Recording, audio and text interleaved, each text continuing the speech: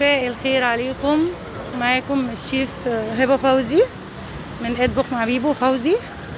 النهارده بقى ايه حاجه جديده خالص. خلاص زهقنا بقى، قلنا نخرج شويه قبل الحظر كده. يعني الساعه دلوقتي 7:30. انا كنت من قبلها في الشارع طبعا بساعه او ساعه ونص، فعايزين نلحق بسرعه بسرعه بسرعه اوديكوا البحر كده بسرعه تشوفوه، لان انتوا دلوقتي كلنا محرومين منه.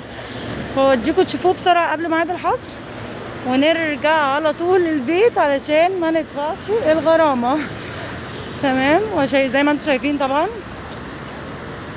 الناس عادي جدا بتتعامل عادي جدا، مفيش اي مشكله عندهم. بس بصراحه في ملتزمين، في لابس كمامات وفي مش لابس. نجري نعدي يلا بينا بقى اوريكم البحر عشان ما تقولوش بيبو حرمتكم من حاجه.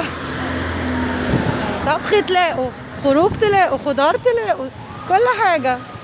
وديتكم السوق، وديتكم العطاره، وديتكم البحر اهو. اللي انتوا بقى بصوا مفيش كمامات يا جماعه، مفيش التزام، هيودونا في داهيه. والله الناس هتدينا في داهيه. يعني حتى لابسين كمامات ومنزلينها، مش فاهمه. طب لابسينها ليه؟ ليه بقى لابسينها؟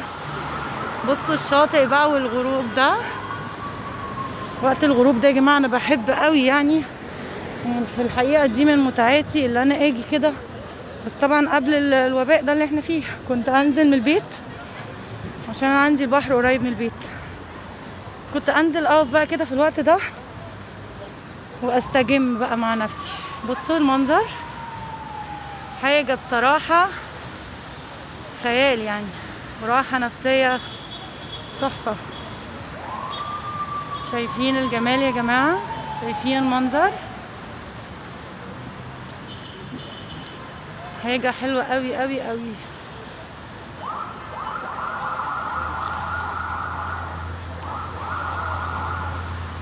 شايفين المنظر التحفه الجميل ده؟ الواحد بجد يعني بيشوف المنظر البحر ده اعصابه كده بتهدى.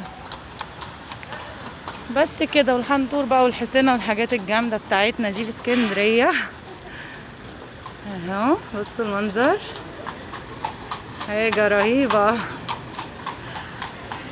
ولا كأني في كورونا.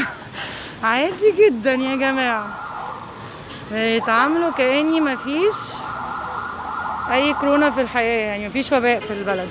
طبعا البوليس زي ما انتم شايفين جاي يقبض علينا تقريبا.